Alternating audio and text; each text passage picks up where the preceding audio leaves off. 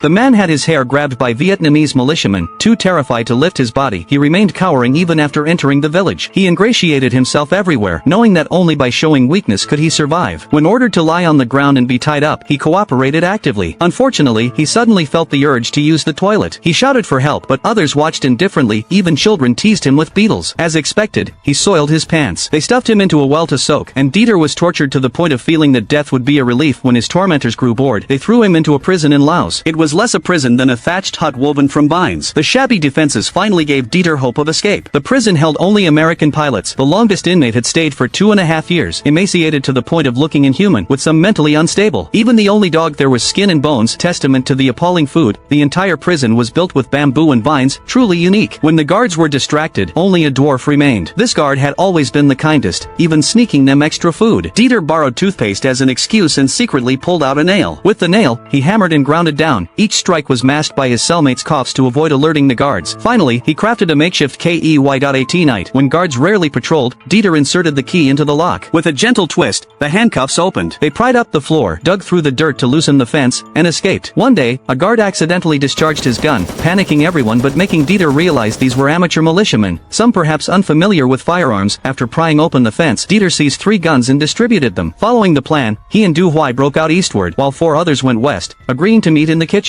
After the rain stopped, they spotted a river. Following it would lead to the Mekong and then to American military outposts in Thailand. On a rainy night, cold, hungry, and completely exhausted, Du Huai could no longer walk and began to hallucinate. Not wanting to be a burden, a helicopter appeared. Dieter waved wildly, but it flew past. Knowing it would return, he lit an abandoned house by rubbing bamboo, and 2 helicopters noticed him. However, he was almost killed by friendly fire. This blow left Dieter utterly desperate. Days later, when another plane passed, he waved a banana leaf frantically. 2 helicopters returned, or was rescued. Back at the US base, the CIA detained him for intelligence, but he refused to speak. At the Ranger fleet, his team held a welcome ceremony, and a general gave him the highest military salute. He became a hero in everyone's heart.